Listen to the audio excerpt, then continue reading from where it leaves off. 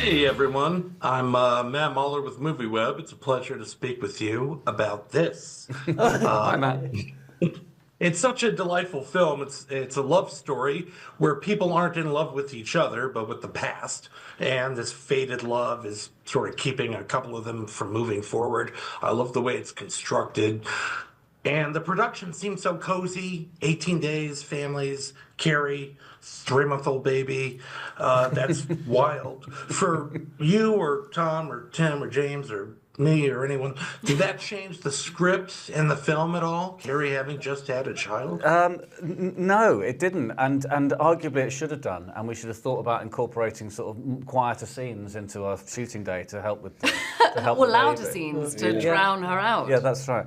But I think we wrote the script during lockdown, and so we initially thought that it would make sense to be quite a small, intimate thing, and to have a small cast, and all to be shootable in one location, because we thought that maybe that's how we'd have to do it.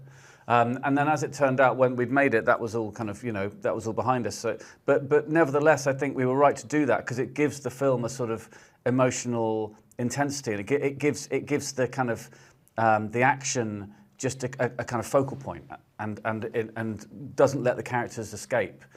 So I feel like there are things about the way that we wrote it that probably influenced the action quite a lot. But no, we didn't. I'm sorry, we didn't factor in the We had a lovely time. Dolly very much, to be honest. But she was very well behaved, so it worked out.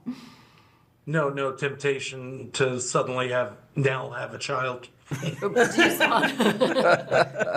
That's a big ad lib.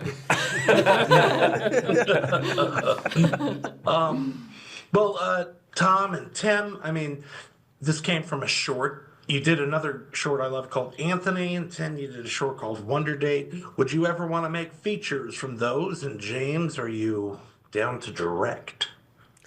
It's a great question. Are you down to direct? Well, I'd be down to direct anything with everyone in the room. To be fair, it was an absolute joy. But I know they have other collaborators too, so I don't want to. That would be a big swing to take Jay's short. Let me do it. We would have to do it, but we'd have to do it in secret and it not be successful. but sounds like everything I've ever done. Yeah, but. You wouldn't have heard of it. But I think having done it with having made a short and then turned it into a feature, I think it's a very good. It's definitely a very good way of doing things. It's definitely a good, proof of concept to actually make it. And actually, maybe we wouldn't have been able to make it if we hadn't had the foresight to make a short 18 years ago. And actually, Carey might not have signed up, if she hadn't seen, I get how this all works. So. The idea of making any short into a feature, I think, is definitely to be applauded.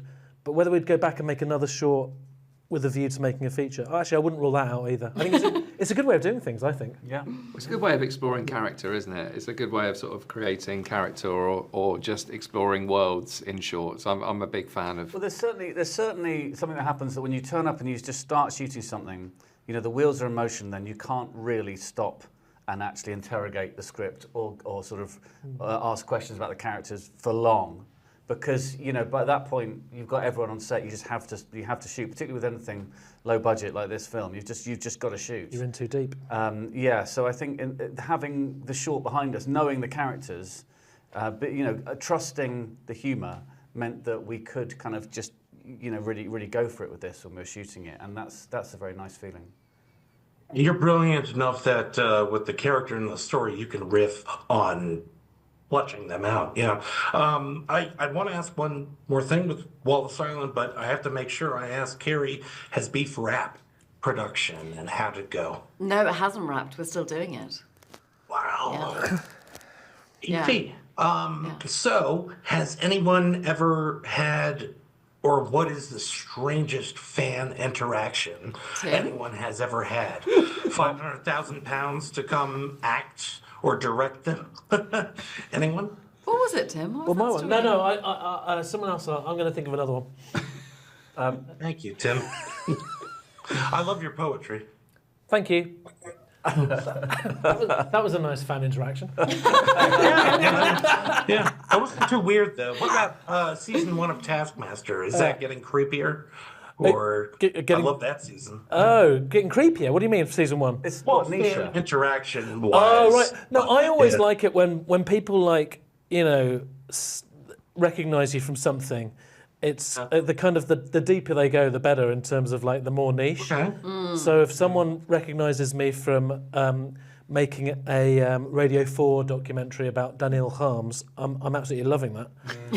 Well, that poem you wrote in 7th grade was actually really touched. Yeah, there is a bit of that. I yeah. had someone in a gig, like a music gig I was at with my wife not long ago, who recognised me and wouldn't let it go and wanted to know where they knew me from. So I was going through basically my entire CV, and then at the end they went, "Oh, did you used to work behind the bar in the Highgate about 10 years ago, which is a pub not far from my house where I did used to work there." So I was like, "Yeah, that's where you know me from." So you're making some headway. Yeah, getting there.